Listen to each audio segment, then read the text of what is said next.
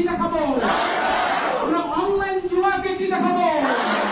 আমরা তাই যেন মাদক, কিশোর অপরাধ, ইফটিজিং ও বাল্যবিবাহকে না বলে লাল কার্ড তুলে শপথ নিয়েছে ঠাকুরগাঁওয়ের আরকে স্টেট উচ্চ বিদ্যালয়ের শিক্ষার্থীরা।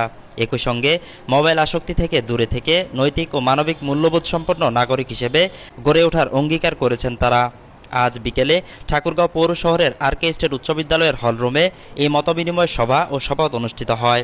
অনুষ্ঠানের আয়োজন করে লাল সবুজ উন্নয়ন সংঘ। সভায় বিদ্যালয়ের শিক্ষার্থীদের নিয়ে সমাজের এসব বিষয়ের ক্ষতিকর দিক তুলে ধরে এসব সামাজিক অপরাধ প্রতিরোধে করণীয় নিয়ে সচেতনতামূলক আলোচনা করেন আমন্ত্রিত অতিথিরা।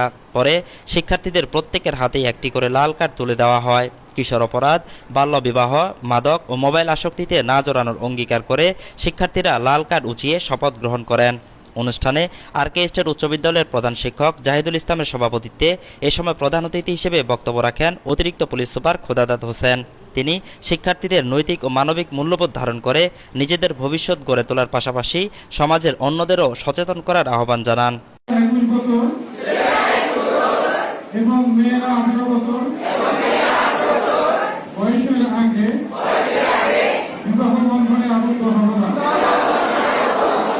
আরো শপথ করছি যে আমি আমার দেশকে ভালোবাসব এবং দেশের কল্যাণে সর্বদা নিজেকে নিয়োজিত রাখব।